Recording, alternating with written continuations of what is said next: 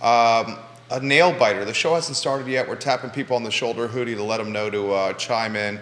Viewers and listeners, you can ask questions. Ask the godfather of Virginia sports anything you want.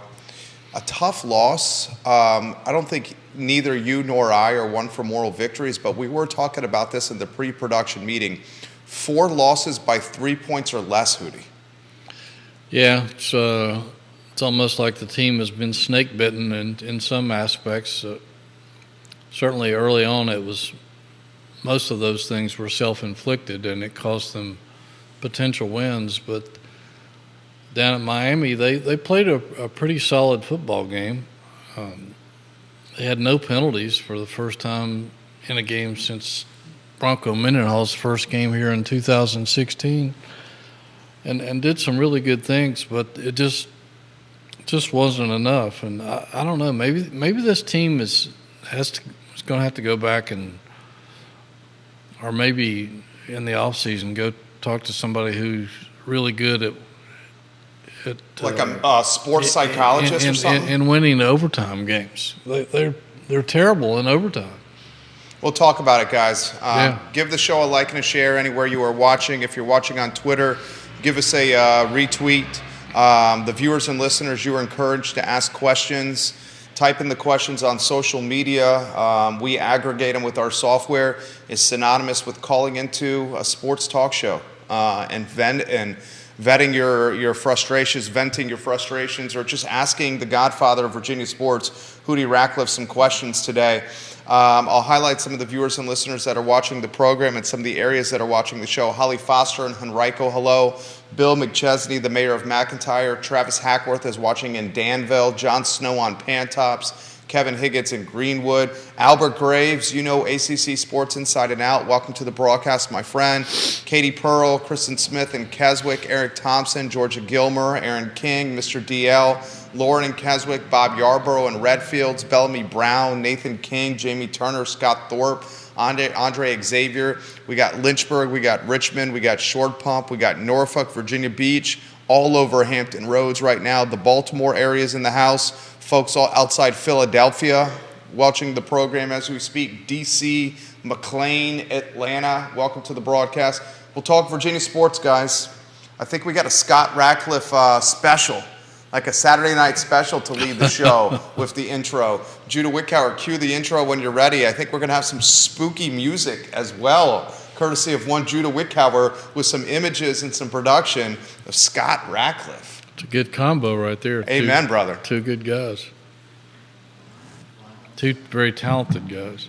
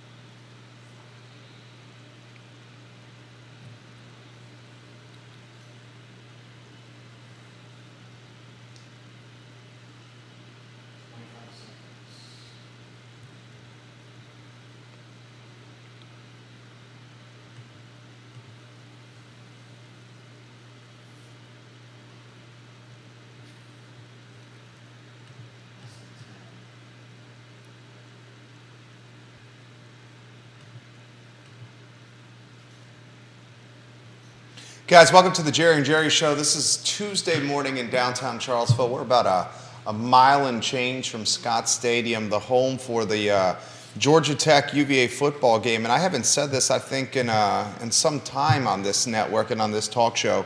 But Virginia football is a 2-point favorite with the 2 p.m. kickoff as the Rambling Wreck hit Charlottesville. Thank you kindly for joining us. My name is Jerry Miller. You'll see our Virginia Sports Hall of Famer and the godfather of Virginia sports here in a matter of moments, Jerry Hootie Ratcliffe. The show airs wherever you get your podcasts, all over social media, and you, the viewer and listener, are encouraged to leave comments in the comment section and ask questions and shape the discussion. Judah Wickower, the director and producer of the show. Judah, if you can go to the studio camera, and let's go to the 2-shot later and welcome Jerry Hootie Ratcliffe to the program. My friend, 4 games decided by 3 points or less on this season, the unfortunate nature of that stat is those 4 games were all losses. Yes, no question about it. And that's a tough pill to swallow when you're trying to rebuild a program. The frustrations mount, not just with the coaching staff and the players, but the fan base and everyone involved. Makes it for a rough season. I mean, there's no question about it. Although you would think, because they beat North Carolina on the road, we talked about that last week, they took Miami to the wire. They're favored this week at home against Georgia Tech, a team which has only won here twice since that infamous 1990 showdown when Virginia was number 1 in the nation. You would think that the fan base would feel a little better right now, though, because of the recent history, the last 3 weeks, and the possibility of finishing out strong. I wrote a column this week. The old coaches remember remember November, and November is, George Welsh used to focus on that too. It was November is the time when teams should be playing their best football, and it's what people remember. And Virginia has an opportunity here to do something. They play Georgia Tech here. That would be a feather in their cap if they can continue that home dominance over the Yellow Jackets. Then they play at Louisville, which I don't know about that one, because Louisville right now is looking like they might be the number 2 team in the ACC. Then you play Duke here and Virginia Tech here, and Duke is struggling now, and Virginia Tech is they're playing better, but it's a game where you would think, because of the rivalry factor, it would be a chance to win. So 3 of those 4 games, I need to pull off a win. And yeah, if I'm a Wahoo fan, that's all you could expect at this point of this season. I think you hit it perfectly. I think the temperature, and I'm curious of your take, the temperature of the fan base, the mood has changed. Yes. Coming out of the, I'd say the low point probably of the season was the loss to Boston College, where Virginia football, you lose to Tennessee, you lose to JMU, you lose to Maryland, you lose to NC State, you lose to Boston College, you start the season 0-5. The fan base, before the William & Mary matchup, was calling for Coach Elliott's head. Yep, a lot of them were. A lot of the fan base was. Then you beat William & Mary 27-13. Still, the fan base is angry. They chalk up the victory against the Tribe as playing an extremely inferior opponent and a victory that didn't matter as much as some of the other games on the schedule. You go to UNC, you shock the world on national TV, the greatest road win, some say, in UVA history, against North Carolina and Chapel Hill. Then you lose to Miami in overtime. Neither you nor I are moral victory guys. Right. But you can make a legitimate argument they should beat the Hurricanes. There's 4 games on this schedule that were decided by 3 points or less that all went against the Wahoos. The mood, the temperature, how do you characterize it now? And how is it different coming out of that Boston College loss? Yeah, I think the fan base was split. I don't know what proportions. I don't know if you could call it 50-50. Pardon me. But some were calling for Elliott's head. Some were calling for Des Kitchen's head, the offensive coordinator.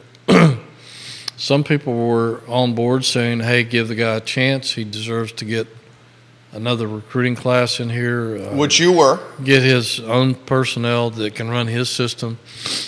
And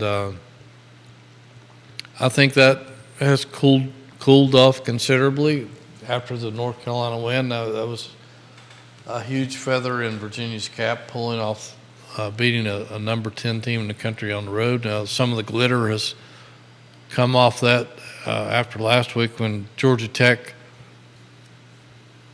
managed to beat the Tar Heels and ran up considerable yardage on that team. So Carolina's probably going to fall out of the top 25 at this point after suffering back-to-back losses to teams with losing records.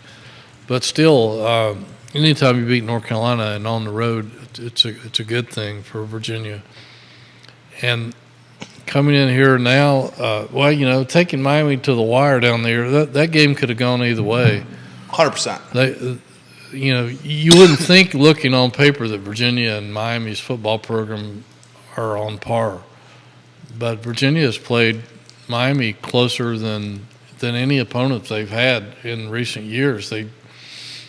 The last 3 years, I think all 3 games have been decided by 3 points or less, and a couple of those were in Miami. So the last 2 in overtime. Virginia couldn't score last year in 4 overtimes. Could only muster a field goal this past weekend down in Miami at Hard Rock Stadium. If they score a touchdown there instead of kicking a field goal, even if Miami's matched them with another touchdown, they still have a strong chance to win that game in a second overtime. They just, for some reason, don't seem to play well in overtime. They struggle to score. But I think going forward, like you said, Georgia Tech here, Georgia Tech has some momentum, but Virginia can win that game. UVA is a 2-point favorite, boys and girls. The over-under with the 2 p.m. kickoff at Scott Stadium, 54.5. The CW network, unfortunately, showing the game. I know a lot of Wahoo fans do not get that network. Kevin Higgins, we'll get to your comment in a matter of moments. Viewers and listeners, if you have comments or questions or you want to shape the discussion, put them in the feed. I will relay them live on air to the godfather of Virginia sports, Jerry Hootie Ratcliffe. If Virginia wins out, they got 6 wins. They're bowl eligible. Yeah. We'll cut to the chase. There are too many college football bowls out there. There is. Because there's too many bowl games. You occasionally see 5 and 7 football teams make it to the postseason.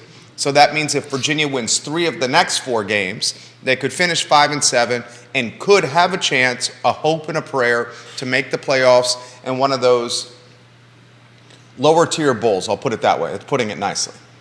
No question about it. And lower tier bowl right now would seem like the Super Bowl. Would seem like the Super Bowl. Program. That's what I'm saying. Would seem like the Super Bowl. No question. I'm going to give you a hypothetical scenario. Viewers and listeners, I'm asking this scenario to you as well. If Tony Elliott and Virginia football win 3 of their next 4 games or win out, they finish 5 and 7 or 6 and 6. Is Tony Elliott the ACC Coach of the Year? If they finish 6 and 6, he should be ACC Coach of the Year because considering where they were, started 0-5, coming off a tragedy last year, clearly on the hot seat in some people's minds. To turn that around and go 6 and 6, I think it's a lot like what Scott Satterfield did at Louisville last year when they came to Virginia. A lot of people thought he would get fired that week if they lost to Virginia. Instead, they won, turned their season around, and he got out of Dodge and found another job. But, that's the kind of stuff that catch voters' eyes when they're looking for a coach who doesn't always go to the guy who wins the league title or whatever, but for somebody who's coached their butt off. And if they go 6 and 6, this guy has coached his butt off. He's coached his butt off anyway, but still, that's evidence of it. I'll put the argument together, throw it to you. Yeah.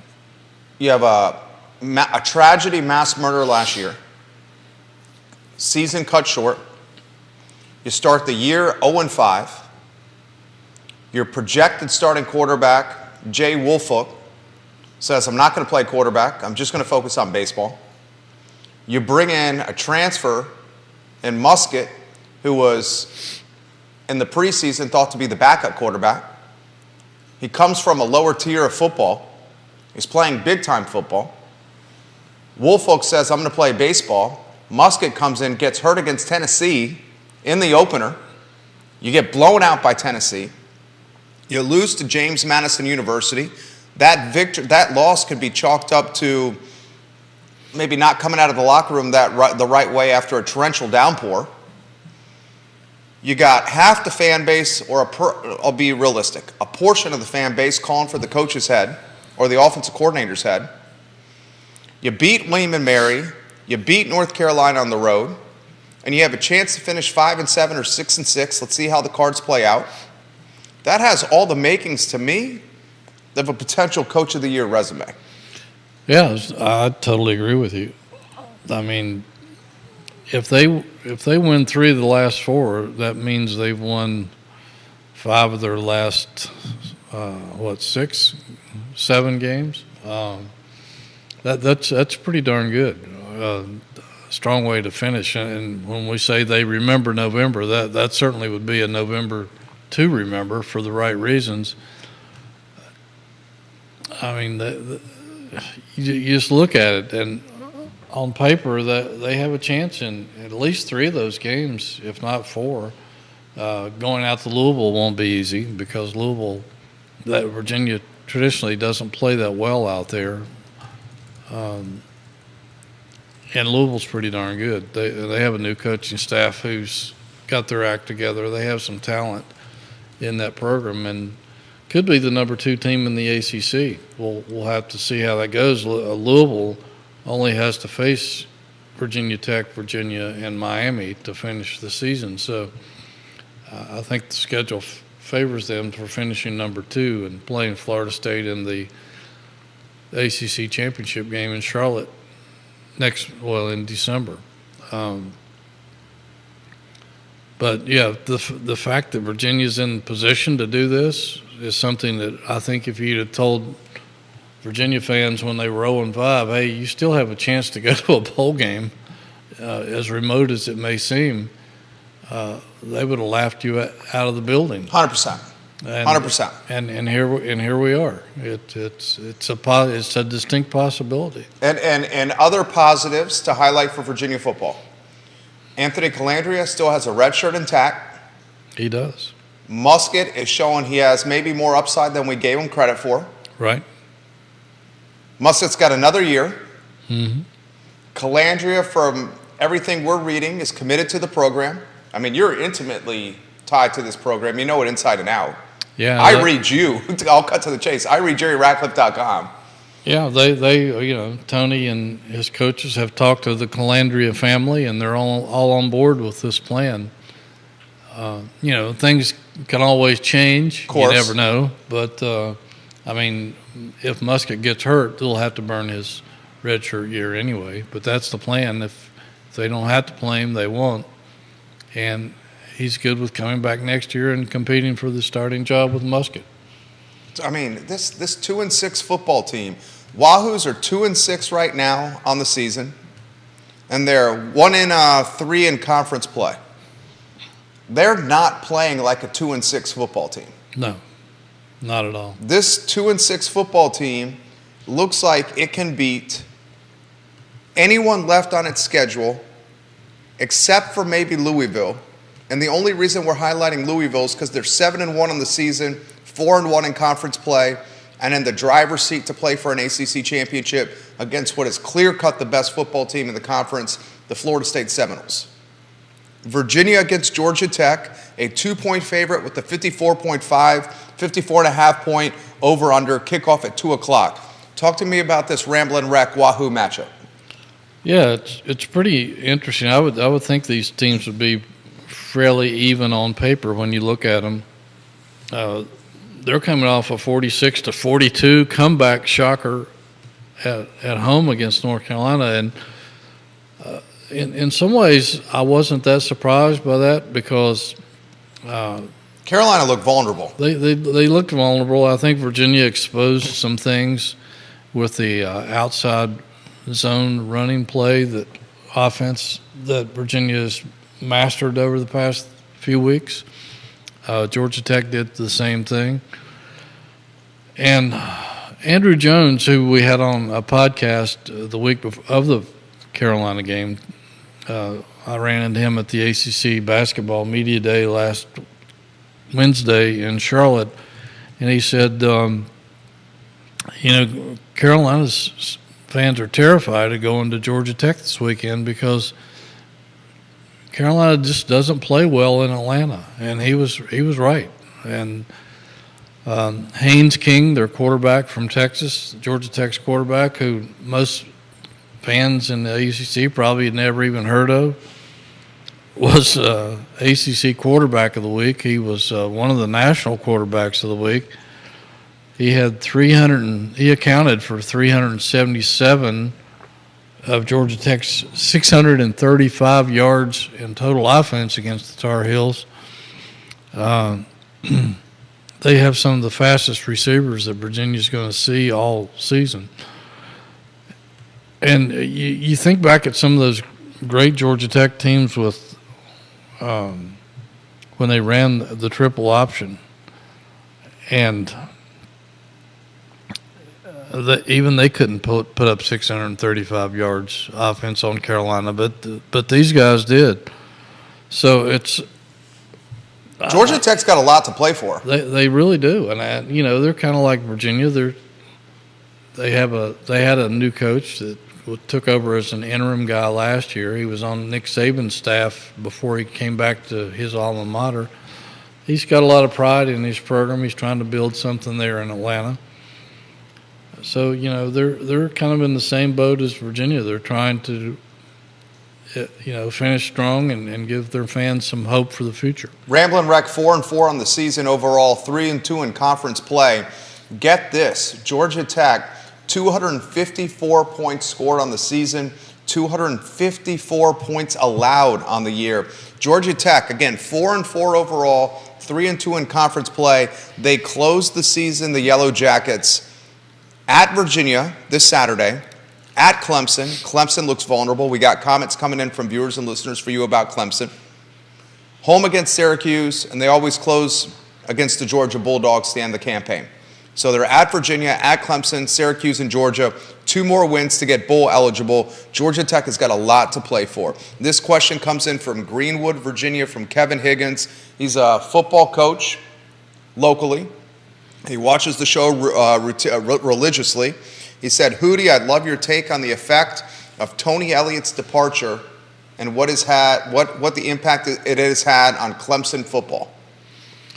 That's a good question. Their offense has struggled mightily ever since he left. They didn't have a great offense his final year there, but Clemson lost both their coordinators at the same time. The other guy went to Oklahoma as the head coach, and Tony came here. Tony was in the running for that Tennessee job and withdrew his name. So it's been interesting to see what's happened to the Tigers since those guys left.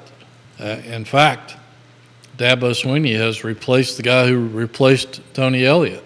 Dabo Swinney just went off on a caller. Did you see that? I don't know if it's the same caller from the comments I saw, but it was the one that caught my eye was when he said, maybe we need to lose a few games to get some people off our bandwagon or something, and doubt that he really meant that. But right. I hope he's making $11.5 million a year. I don't think he meant that. Exactly.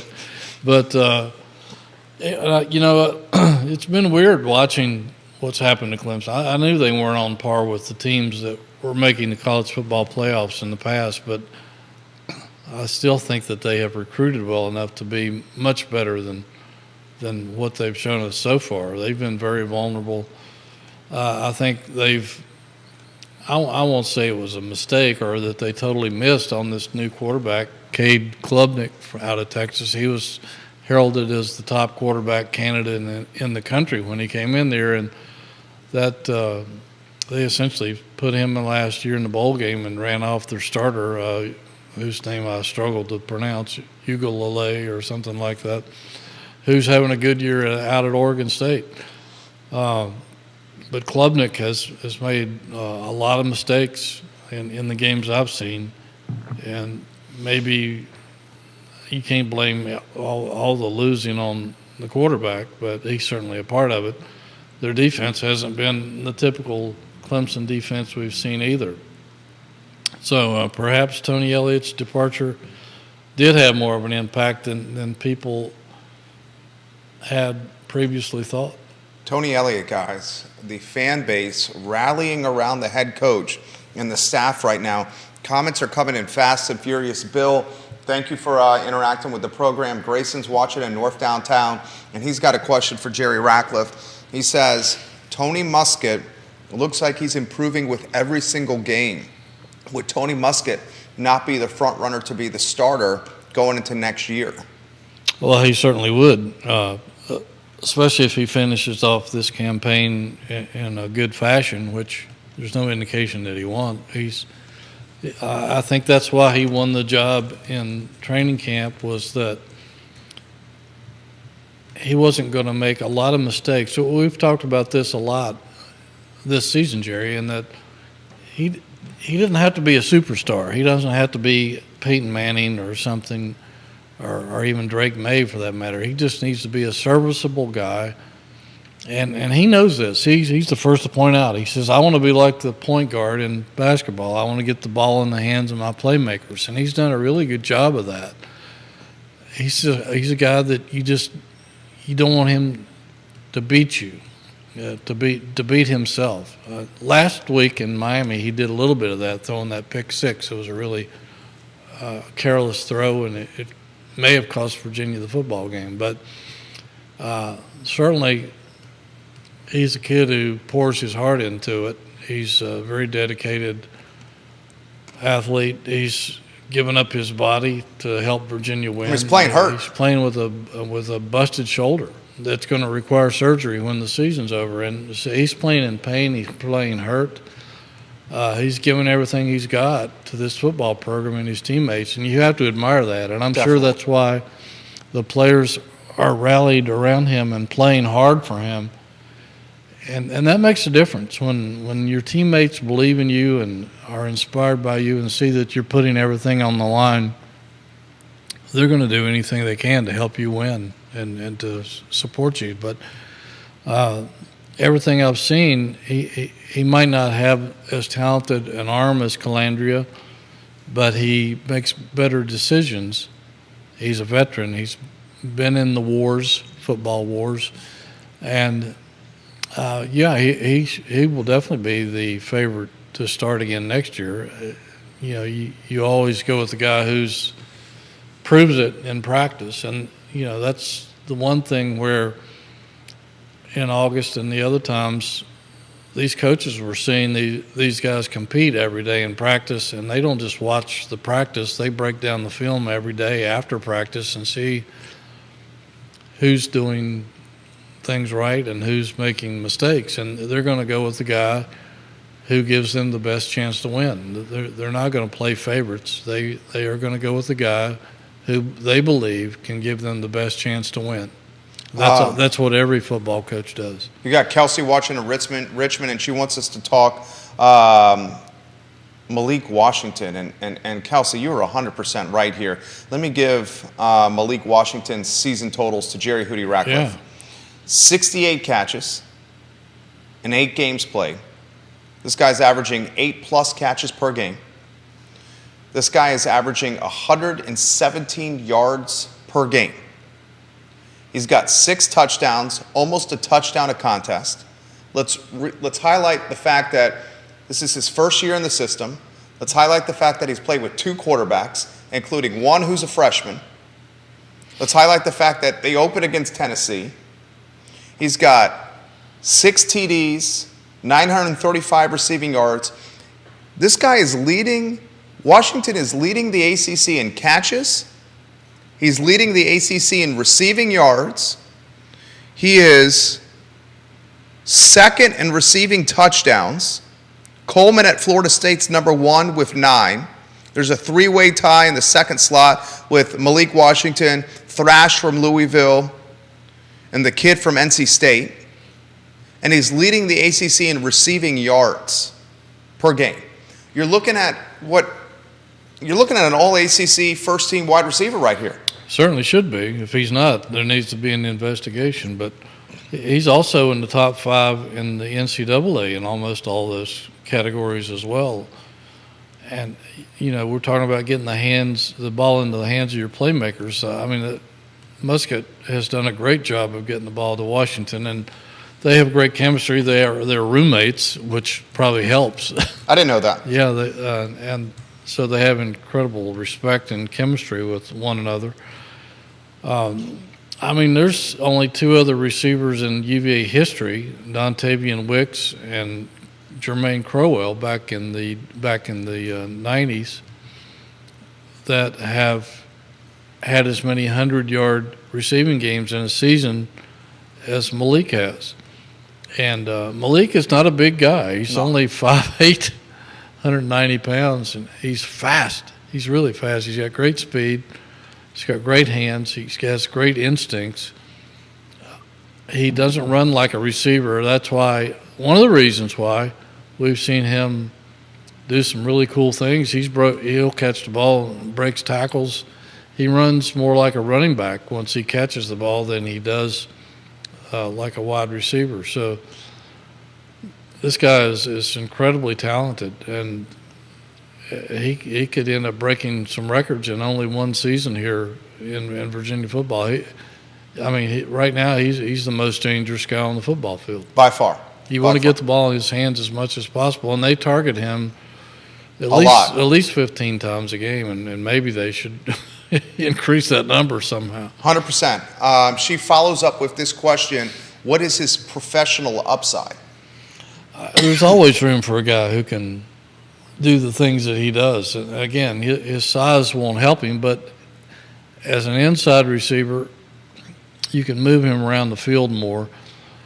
He, like I said, he's got great speed, so that will not be a problem in the NFL. He has good hands, he has good instincts, and good yards after catch ability, and that's what NFL scouts are looking for. Again, some people may not like his size, but you have to fall in love with his ability to do things with the ball. We fell in love with Billy Kemp here in the past, and Malik has come into that position as mostly a slot inside receiver, and done even better than Billy, which is hard to believe because Billy Kemp was at times one of your most MVPs on the field. And right now, if they had a team MVP, it would probably be Malik Washington, because there's nothing that he seemingly can't do. I think he has somebody definitely out there in the NFL is going to go with this guy. Follow-up question for Jerry Ratcliffe. And viewers and listeners, you can shape the discussion by asking questions of the godfather of Virginia sports, the Virginia Sports Hall of Famer, 40-plus years on the UVA beat. Stephen's watching in Hampton. Mike Hollins has seemed to really be coming in his own, Stephen writes. Can Ratcliffe give us his take on why Mike Hollins has had more success over the last few games than perhaps his entire career?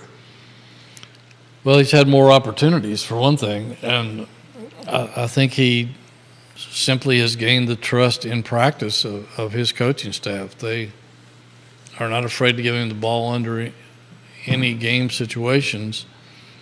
And when you look at what he does, he's terrific in short yardage. And, he's a big, stocky guy. Yeah. He's muscle. He's a north-south bruiser. He was a star running back in high school down in Louisiana in Baton Rouge. He went to the Baton Rouge school, and I think the guy that he replaced on his high school team plays for LSU at running back, or at least did. I don't know if he's still around or not, but the kid, he's big, he's strong, he has decent speed. He doesn't have breakaway speed, but you get him between the tackles down there inside the 10-yard line, or anywhere near that. He has a nose for the end zone, Jerry, just like Wayne Talapapa did. Talapapa sometimes wasn't that effective in various spots on the field, but you get him down near the goal line, he was going to score somehow. And if you've watched Mike Hollins the last few weeks, he just runs over people. He's a big physical runner. He's a north-south runner. He doesn't need to dance around or any of that stuff. You give him the ball, and he heads straight ahead and will try to run over anybody in his way. He's just come on strong. I think it's just the maturation and the fact that, I mean, just consider what happened to him 2 weeks a year ago, 2 weeks from now a year ago, when he was shot twice in the back trying to help save the people on that bus. And for him to even be playing football is somewhat of a miracle, I think. The fact that he's lining up and scoring touchdowns in big games is just a testimony to his dedication, not just as a football player, but as a human being, just being able to overcome incredible adversity like that. It's mind-boggling. It's one of the great stories in college football. Mike Hollins, guys, is undoubtedly one of the great stories, not just of college football, but maybe one of the great stories of Virginia football and its history. And when Jerry Hootie Ratcliffe writes his next history book of Virginia sports and Virginia football, I would imagine Mr. Mike Hollins is going to have a handful of pages directed or allocated directly to him. Comments are coming in quickly. Let's get to this one. This one's from Spencer, who's watching in Virginia Beach. To get bowl eligible, they're going to have to win the rest of the games. That's doable except for maybe Louisville. What's Hootie's take on the Louisville contest and how Virginia can beat the Cardinals? Well, it won't be easy. Louisville is pretty darn good. They're out there 7 hours west of us, and we don't hear that much about them, really, like you do at a lot of the ACC schools that are I don't know, more familiar to the program, even though Virginia and Louisville have been schedule partners ever since they came into the league and took Maryland's place. Louisville's solid. I don't think they have a lot of weaknesses. And the fact, I watched their game against Notre Dame, and they dominated Notre Dame from wire to wire in that contest. It's a tough place to play. They've really done a great job in building that stadium and adding to it over the years. It can be an intimidating place to play. They have a great fan base. Louisville is the largest city in Kentucky, and there's no pro sports teams there. I guess the closest one is Cincinnati, up the interstate from them, but that is their pro team. And they sell out, or up until recently when their basketball program took a toll. They had a 10-year wait for season tickets for basketball. I don't know if it's quite that much for football, but they have great fan base. And I mean, that is Louisville's team, and there's a lot of people out there. They're good. This coaching staff, Coach Brom, he was a quarterback at Louisville. His brother is, I think, one or maybe two brothers are on this staff. One of those was a quarterback at Louisville as well. So they're well coached. They do a good job of recruiting. A lot of people thought that they were going to be pretty good this year. We were taking a wait and see on them because sometimes they stagger out of the gate, but this year they've been pretty solid all around. They were upset once and probably shouldn't have lost that game. So it's a solid football team with I don't see any glaring weaknesses in it. You got Florida State, Louisville ACC championship? I don't see how that's not going to happen. It's going to be a big game this week when Louisville hosts Virginia Tech, because Virginia Tech right now is the nearest team to Louisville in the standings. 3-1 in conference play. Virginia Tech 4-4 overall. Yeah, they've surged of late. The Hokies. They have surged of late, and they're playing better football. And you got to give them credit. And if they can go out there and upset Louisville, all of a sudden they're in the driver's seat for the second spot in the league. And who would have guessed that? But right now, imagining Louisville losing to Tech, Virginia, or even Miami, I think that game is at Miami, and that could end up settling some things as well. But right now you would have to make Louisville the favorite to finish second in the league. Virginia Tech guys at Louisville Saturday, at Boston College the following week, Chestnut Hill 12 o'clock on the 11th of November, NC State and Blacksburg on the 18th, and the Wahoos in Charlottesville to close the season. Virginia Tech, with Louisville, Boston College, NC State, and Virginia, very similar to UVA, could potentially win 3 or 4 ball games, maybe run the schedule here, and turn a season that started pretty pitifully. I mean, the Hokies at one point were 1-3 to start the campaign. Right. They beat Pittsburgh and Blacksburg, then they lost to Florida State. So they were what? 2-4, and Hokie fan base was calling for their skipper's head. Literally were ready to burn their coach in effigy. Now they've turned the season around, much like UVA. Well, UVA is trying to turn the season around. 4-4 overall and 3-1 in conference play. And literally right now the Hokies are third in the ACC standings. I mean, it shows you that maybe the conference outside of Florida State, not a lot of dominant teams here. We got one real good football team and then a bunch of parity.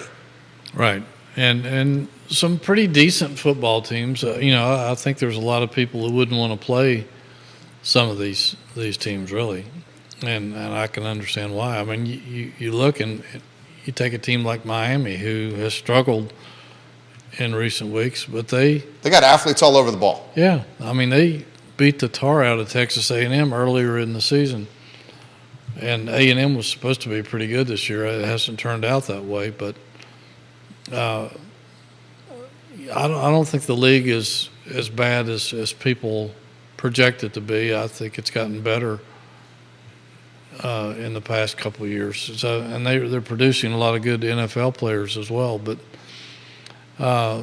it looks like to me that Louisville is the team to beat.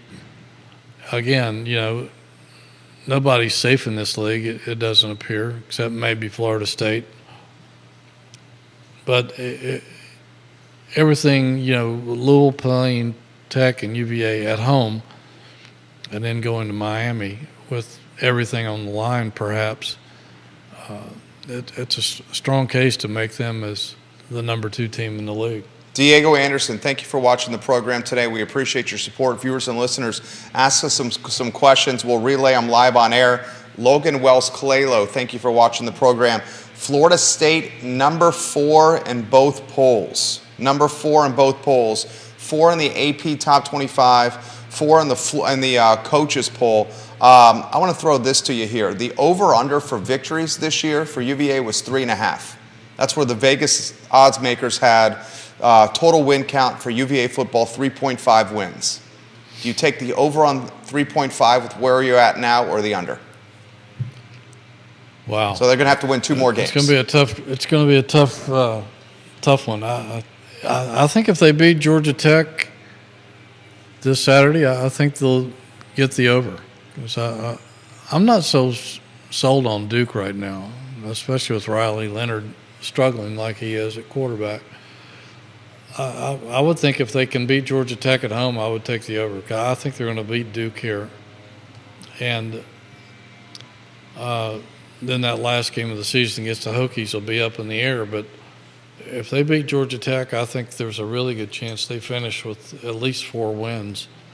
And if they do that, then I would think Virginia's fan base should be ecstatic that not only did they surpass a lot of expectations, because a lot of people didn't think they would win 2 games, let alone 3 or 4. And it could blow up. That may end up being the case, but indications are that they'll have a chance to win 3, 4 football games or more.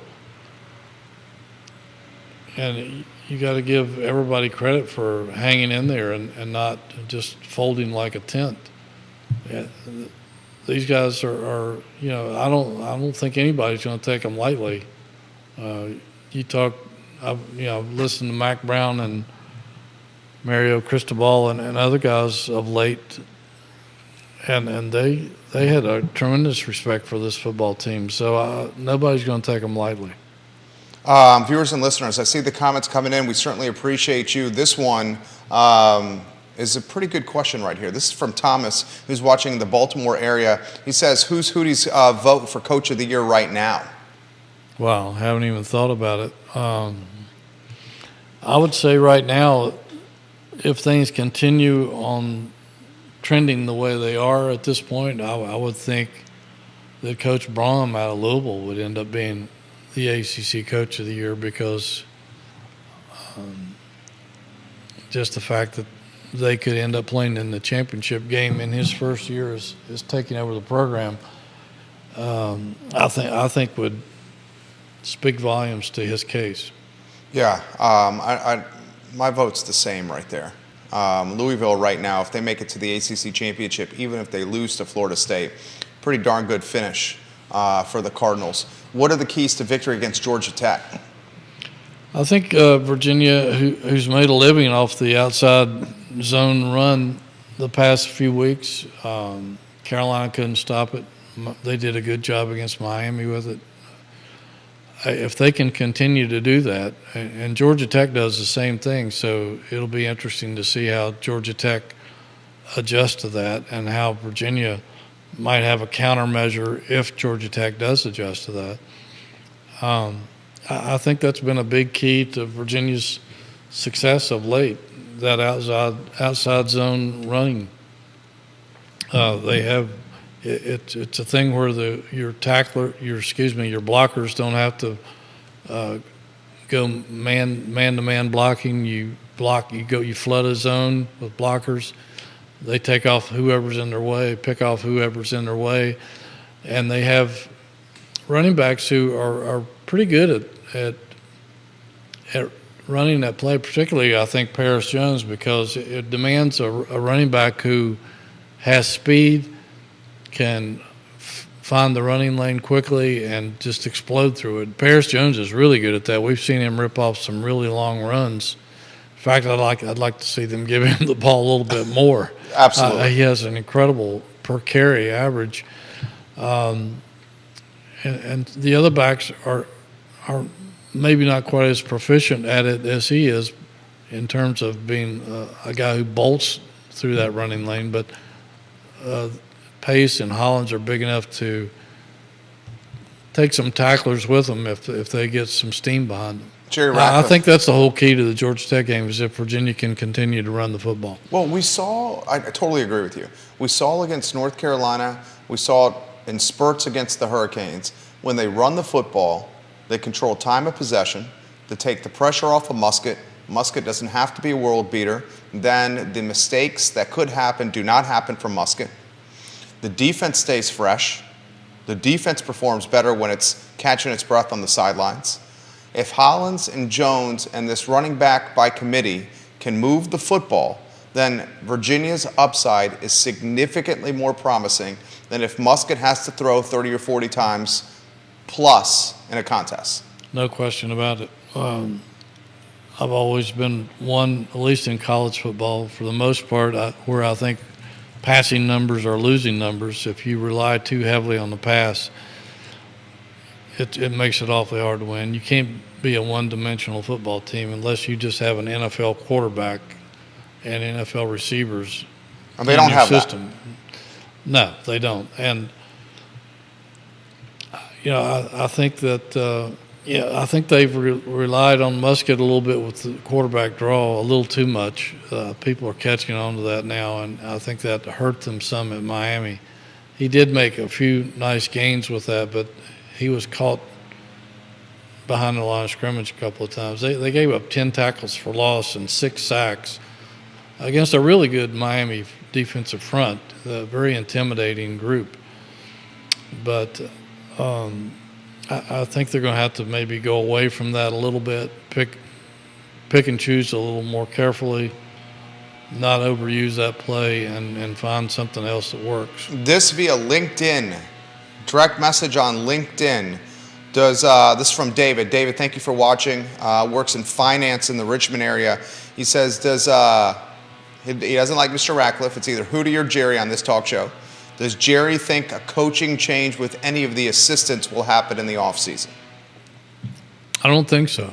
The fact that they've gotten things sort of reversed and having some success, I think if there's any changes, it'll be because those coaches elect to leave and go somewhere else. I don't think Tony Elliott will dismiss anyone. I think he believes firmly in Des Kitchens. In fact, if you talk to Tony, he says if you want to talk X's and O's with somebody who really knows X's and O's, talk to Des. So I think he has complete trust in Des. And Des Kitchens was National Offensive Coordinator of the Week 2 weeks ago after that Carolina game. So maybe he's getting a better feel for the program. I know that he looked at a lot of things during the bye week, eliminated some plays that just weren't working, and he admitted, he said, hey, I put our team in some bad spots on third down in the first 6 games. And first 6 games. And so I think Tony wants to see what this staff can do another year from now when they had another year to get settled into this program and get some of their players. I 1,000% agree. Offensive line play has improved. We've seen them starting to coalesce and gel as the season has progressed. Clearly a weakness to start the campaign. Virginia's offensive line maybe getting some confidence against William & Mary, more confidence against North Carolina, showed some flashes of dominance against Miami. The Hoos are going to need the O-line to really perform well with four games left on the schedule and a chance to get bowl eligible. Yeah, you got to give a lot of credit to Terry Heffernan, the new offensive line coach who came here from Stanford. Des said, that guy has busted his butt in the past few weeks in trying to get this offensive line to mature and gel. And there's signs of that. He's taken some guys, it was sort of a patchwork offensive line from some young guys that had little or no starting experience coming back, some transfers that have come in, and even some of the guys who weren't playing that well early on, guys like Ty Furnish, who graded out low, and Nana, Ugana Nana. Say that 3 times fast. I don't want to try that. Both those guys have improved in the second half of the season, and the left side has done a great job. Mikael Boley over there at left tackle he could end up being a really good one. He comes from NFL blood. Pedigree, good pedigree. So this offensive line is making some strides, and they're going to have to lean heavily on that down the stretch if they want to win more games and have a chance, even as a 5-7 team, to possibly make it to a lower tier bowl. They're going to need the offensive line to get the job done. What's your crystal ball? We'll dot the I's and cross the T's on football. We'll talk Tony Bennett and Wahoo basketball. Bennett's boys, guys, 4th in the preseason poll. Hootie Ratcliffe was down in Charlotte for ACC Media Day last week, and he really made my day this morning in the pre-production meeting when he said, next time we're on air with the Jerry and Jerry show, we're going to have a basketball game to talk about. Tarleton State in the house at the JPJ this coming Monday with the 7 p.m. tip-off. Then Florida and Charlotte, North Carolina. A nice little SEC-ACC matchup for game 2 in the season. Dot the I's, cross the T's here. How do you see the rest of the schedule playing out with UVA football? Well, I think the Georgia Tech game is kind of a toss-up. Had Georgia Tech not beaten North Carolina so thoroughly the other night, I would have thought Virginia would win this game. I think it's kind of a toss-up now because Georgia Tech has got some momentum going. But it is a home game, and like Tony Elliott said, I think this is going to be a point of emphasis this week. He said, we haven't won an ACC home game at Scott Stadium since I've been here. So I think that's going to be a big point in practice this week to defend your home. And the fact that Virginia's playing well, as a 2-point favorite, I think they have a good chance to win that game. I don't see them winning at Louisville. Then I think they come back. I really think they're going to beat Duke. I've thought that for quite some time now. Leonard, again, if he returns to 100%, maybe not, but Duke has looked a little vulnerable over the past few weeks, and I don't think their program is really that far ahead of Virginia in terms of talent. So I think that's a toss-up game at the moment, and I think the Hokies, even though they're playing well, the game is here. I know that hasn't meant a lot in the past. It did in 2019. But I think that right now that game's a toss-up too. So I think 3 of their last 4 games are toss-ups. A couple of them Virginia might be favored to win. I just don't see them winning at Louisville unless something magical happens. If they finish 5-7, do you accept the bowl berth?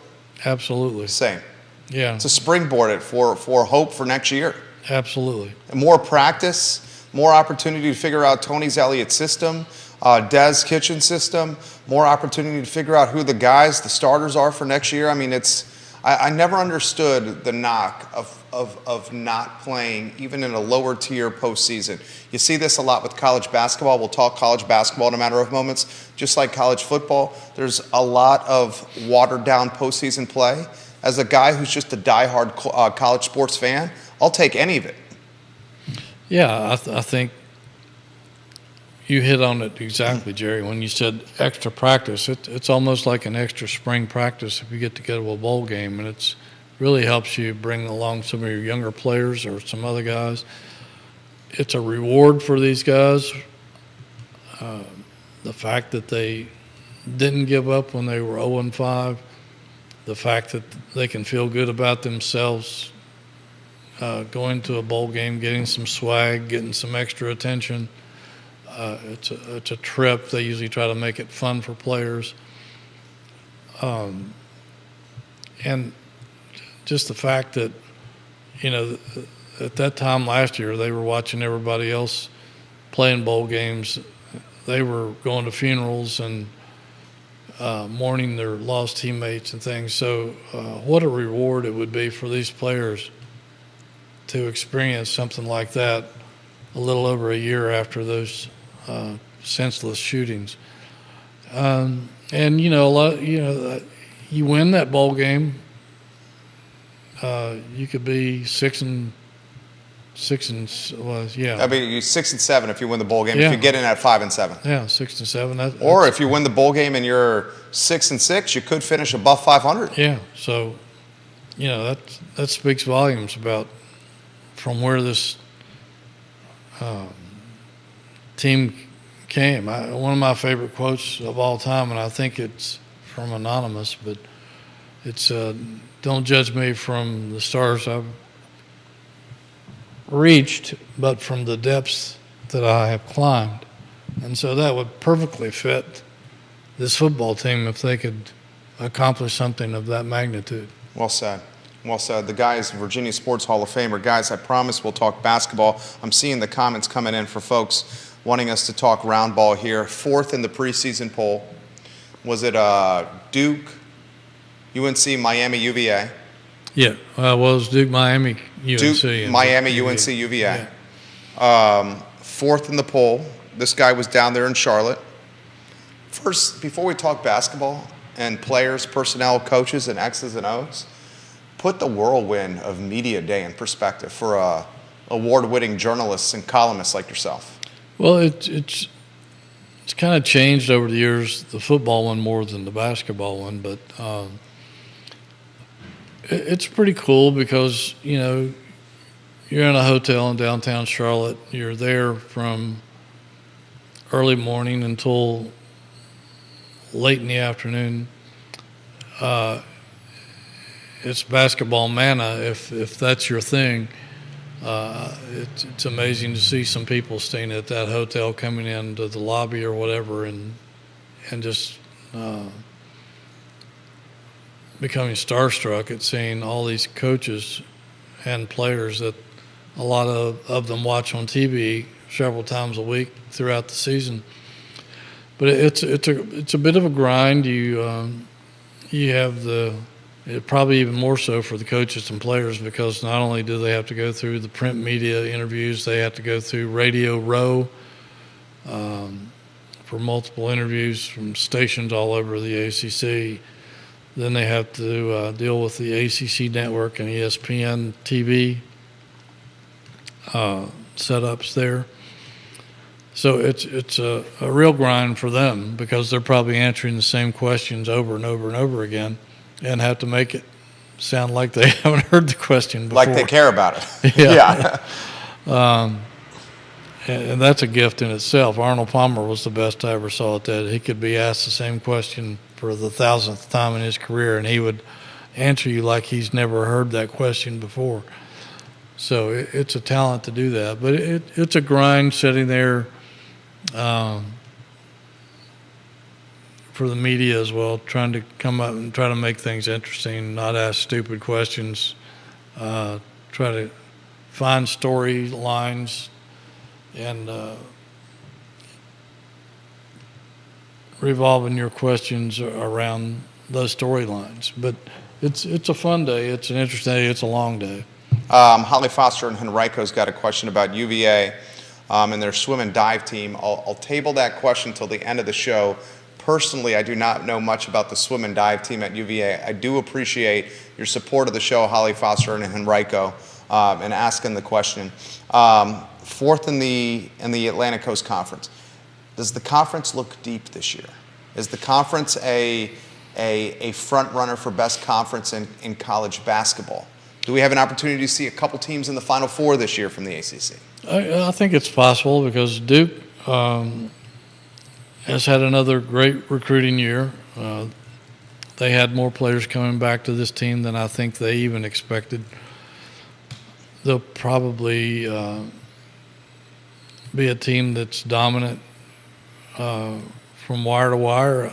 I don't know that they're the best team in the country, but they're certainly the best team in the ACC right now. The talent level, there's a chasm between Duke and everybody else, I think.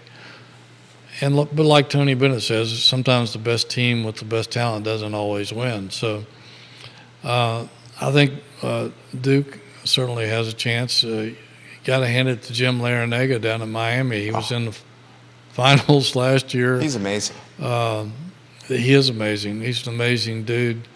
He always finds the right pieces and always finds a way to blend them together and make his team relevant, regardless of what happens. The only thing that has set him back over the years has been key injuries. But this guy can coach. Absolutely. And he knows the ACC. Carolina, you can never count Carolina out because they attract talent.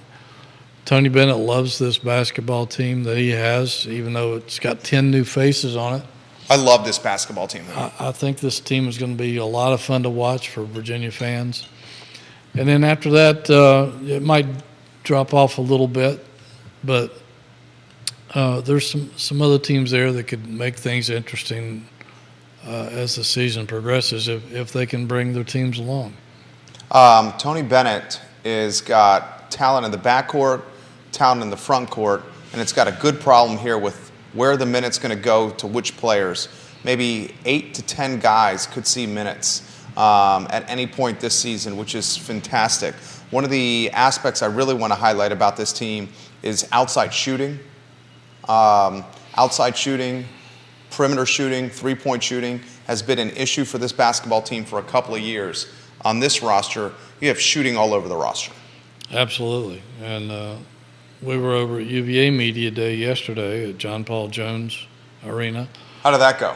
That went well, as usual. And got to talk to a few of the players, and Tony again for the second time in less than a week. But he likes this basketball team. He said something that caught my eye yesterday when he said that we could have a revolving door of starting lineups, which Tony's usually goes with the same guys game after game after game after game, but he may change that this year depending on the team he's playing, depending on matchups. I think we could see a lot of guys revolving into that starting lineup because he has depth, legitimate depth, playing depth. This is a more athletic team than we've seen in a while here. Really strong backcourt. The fact that his defense can put two point guards out there in Reese Beekman and Dante Harris that are two of the better on-ball defenders in the country. And then he's got Ryan Dunn, who's imagine getting by Ryan Dunn, who's 6'8", with a wingspan of 7 and change, and a guy who's got the lateral quickness and athleticism to legitimately guard 4 positions. Yes. And Leon Bond is a guy who can defend multiple positions as well. I think he's going to be a factor. They don't have a 7-foot giant back there to swat shots away. This is not going to be a strong shot blocking team, but I don't think they're going to need that. Like I said, if you have two on-ball defenders like that who are up in your grill for 40 minutes, it allows you. The way Tony likes to do things is get his defense back down the floor in a hurry and set up. And if you have two on-ball defenders like that, that gives you even more time to settle into your defensive positions behind them because you figure nobody's going to beat them down the lane very often for position. So I think that not only will they be better on defense but offense as well. They got some shooters. Your starting lineup.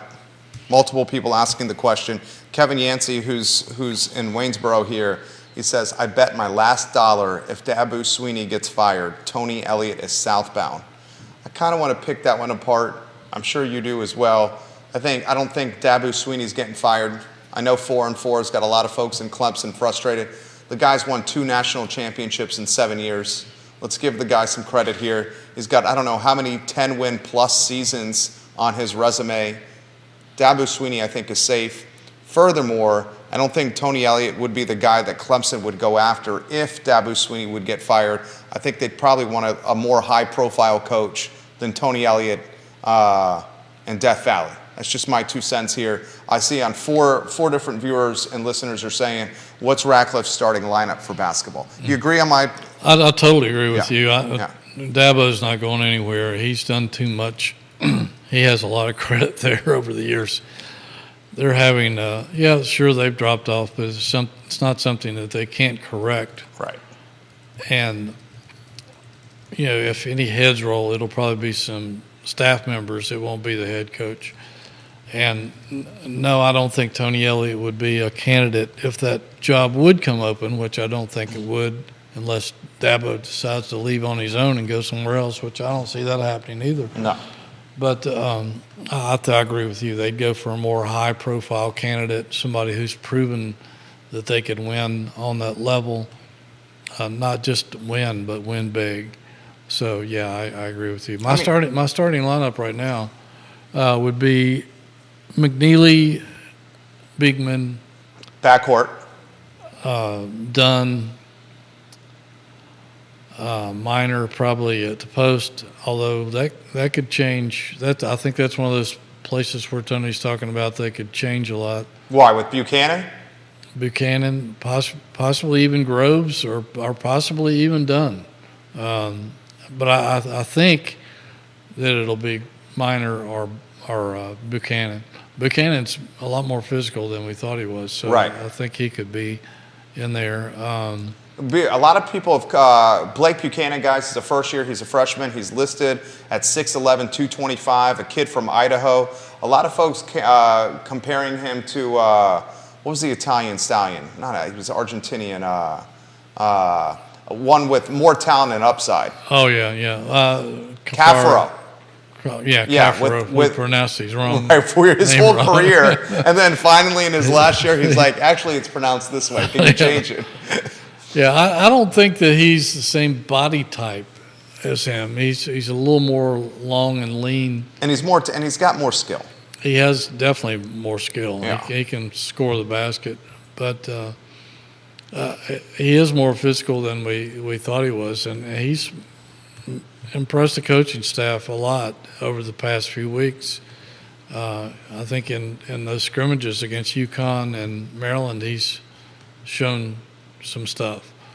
But, I think you have so many pieces there that you can move in and out of the lineup. And a lot of these guys can play multiple positions, guard multiple positions. We may see it where he has Harris and Beekman and McNeely all starting as three guards, some for defensive purposes, some for offensive purposes. Like I said, Bond is going to be a key player. You got Rhodey, who can come in and shoot it. You got Groves, who can shoot it a lot better than people might think. I'm missing somebody here. No, that's it. You got Bond. I mean, looking like on paper right now, I'm seeing a starting five of Beekman and McNeely in the backcourt, the front court, Minor, Bond, and Dunn. Bond is the most intriguing player on the team for me. I think folks have already, whether it's fair or not, people are already making the comparisons with Ryan Dunn and DeAndre Hunter. Yeah. I don't think it's fair. This guy's a 19, 20-year-old kid, and they're comparing him to an $80 million plus NBA All-Star before the second season of his college career. Yeah, I mean, he played 11 minutes a game last season. He averaged 3 points a game. And less than 3 points a game. He does have tremendous upside, and I know people are looking at him and putting a lot of heavy expectations on him. A lot of people already called him a lottery pick. He's got a good head on his shoulder, and he's taken a lot of counseling from his older brother who plays for the Cincinnati Reds, I believe, or at least he did. I don't know if he's still with the Reds or not, but he's been through all this himself, and so he shares that knowledge with Ryan, who is very receptive to it and has, like I said, he's a very thoughtful kid. He's taking all this attention in stride. He hasn't gotten a big head. I think he realizes that he wants to prove to people that he's worthy of all this mention rather than just gain it for what he did in little minutes last year. Leon Bond is the one that really intrigues me. I'm about to write a story on him. I think he could be the X factor of this basketball team because he can do it on both ends of the floor. Two-way player. We heard a lot of stuff about how good he was in practice last year when he redshirted as a freshman. And I asked him about that yesterday. He said, "Well, I needed that redshirt year because for the ACC basketball wars, you got to be a big, strong, physical guy, and I was lacking in that area, and not any longer. He's a grown man." Viewers and listeners, college basketball, UVA, Monday, we got a ball game. It's Tarleton State on Monday in the John Paul Jones Arena. And then the second game of the season, no slouch. Florida in the Hall of Fame series at a neutral site in Charlotte, North Carolina. That's Friday, November 10th. So on the 10th of November, you got the Gators and the Wahoos matching up, which in what should be a very well televised basketball game. My friend, 11:30, time flies when you're having fun. Chad Wood, thank you for watching the broadcast. Kevin Yancey, thank you for watching the broadcast. I counted 7 different states on today's program. It airs wherever you get your social media, wherever you get your podcasts. How about some closing thoughts for the Virginia Sports Hall of Famer? Well, Virginia's basketball program got some good news since our last show in that they got a commitment from Ishran Sharma, a 6'5" shooting guard from Canada. Yep. Talked to a Canadian basketball analyst up there, and he said this kid has tremendous upside. It's a good thing. He's for the class of 2025. And at 5:30 p.m. today, you can find the information on my website, a link to watch the Jacob Wilkins commitment. It's down to Virginia and Georgia. Dominique Wilkins' son, stepbrother of Isaiah Wilkins. A lot of people are predicting it's Georgia because of Dominique's strong bond with that program. But Georgia doesn't have as many banners hanging up in its arena as Virginia does. So perhaps Virginia might sneak in there and steal one from a really outstanding prospect from the Atlanta suburbs. My friend, this is truly a pleasure. JerryRatcliffe.com is the website. I read it multiple times a day. Check it out online, JerryRatcliffe.com, for anything UVA sports related. It's your source for Wahoo athletics. Thank you to the viewers and listeners for their questions, their comments. We very much appreciate the questions from the viewers and listeners as you shape this show. Next Tuesday, we got basketball, we got football. Just a great time of year for Wahoo fans. Yeah, this is the November crossover, so if you're a sports fan, you got to love it. If you're a sports fan, you got to love it. If you're a sports journalist, writer, commentator, talking head, it's a hectic time of year. So say thank you to your sports journos out there. Judah Wickower, director and producer, salute to you. J-Dubs, Judah Wickower, thank you kindly. Absolutely. Show archive wherever you get your podcasts. It's the Jerry and Jerry Show, Tuesdays at 10:15 a.m. right here on the I Love CVille Network. Thank you for joining us. So long, everybody.